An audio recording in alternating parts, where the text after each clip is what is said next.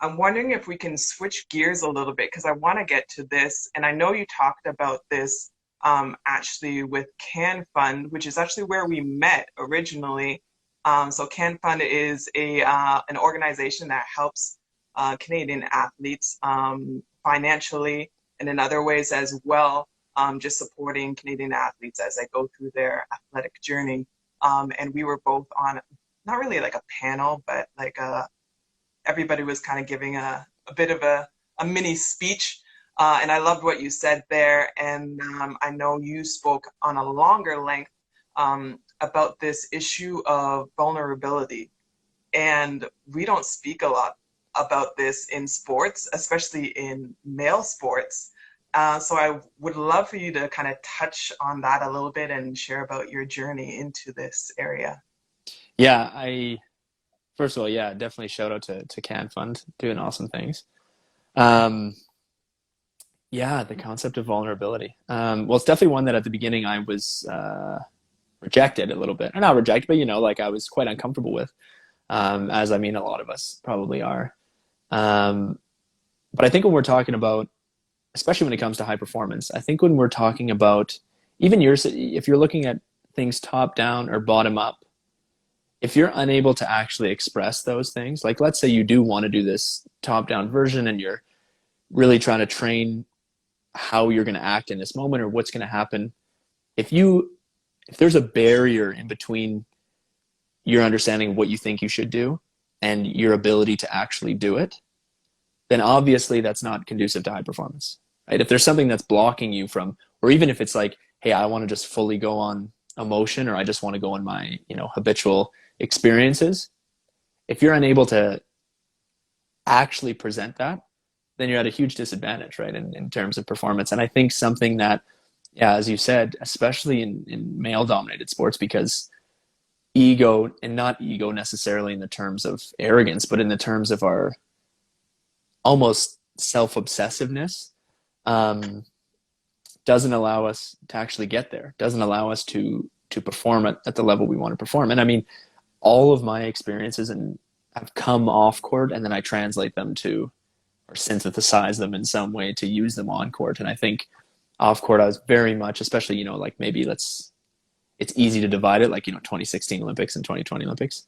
I think 2016 Olympics, I was very much, again, like headstrong on best in the world, win an Olympic gold medal.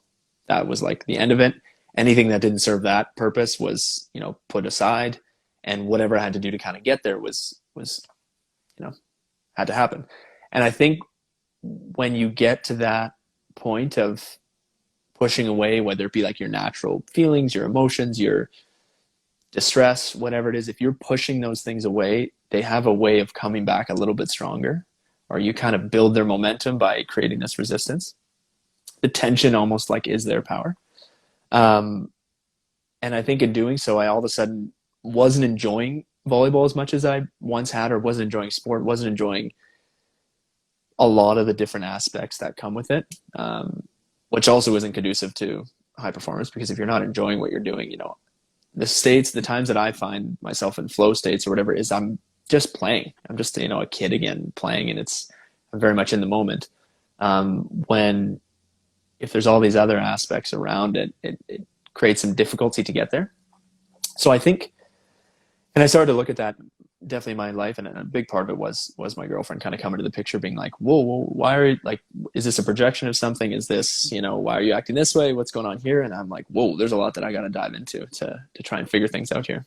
And then relaying that to sport and actually seeing, wow, there's a huge opportunity for not only the individual to become a higher performer, right? The individual to actually act out those actions they want to act out, but as a team.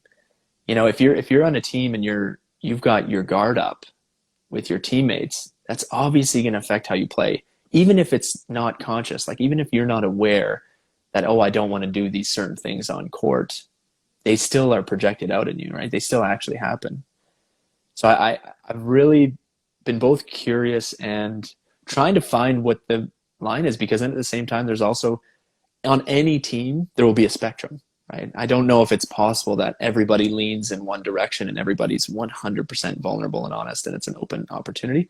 There's going to be, there's both like your individual, your opportunity for that fully vulnerable team, and then the reality that you may want that to express that vulnerability. You may think it's advantageous and then others may not.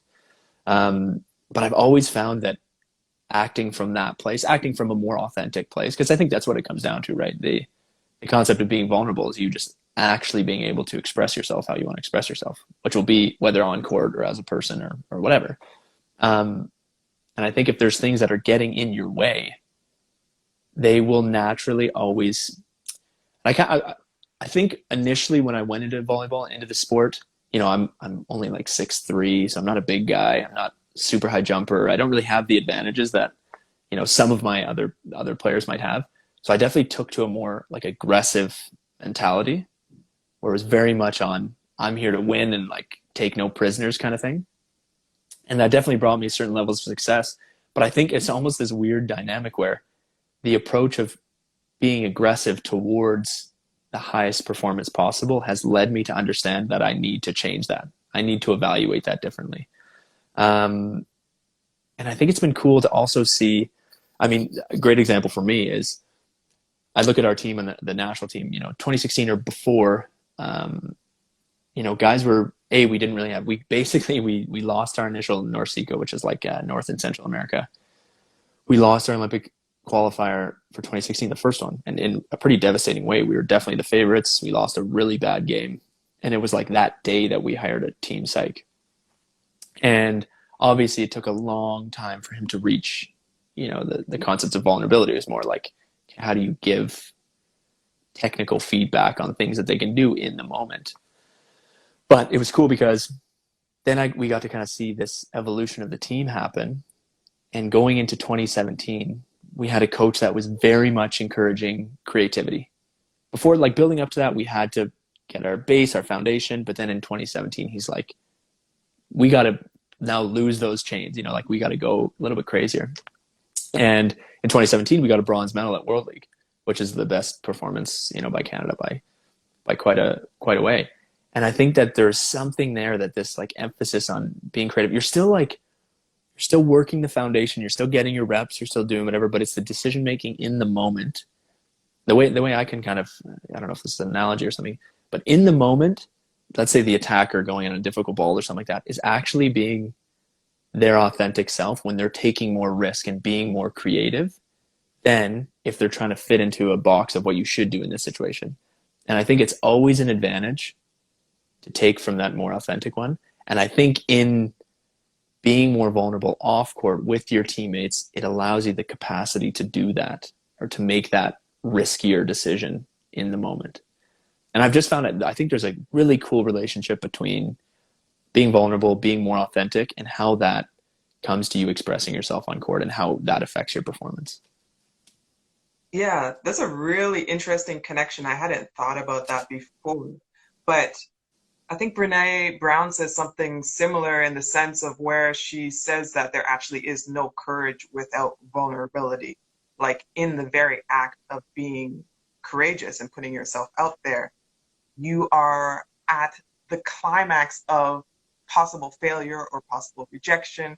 So vulnerability is inherent in doing great things, taking that risk, like you said, being courageous, going for that hit, being creative, and then just, especially in a team sport, knowing that your teammates are there also to have your back, to support you, and that creates those ties as well. And I love that. And that's part of what I love about being part of a team sport. You know it as a volleyball player, me as a basketball player.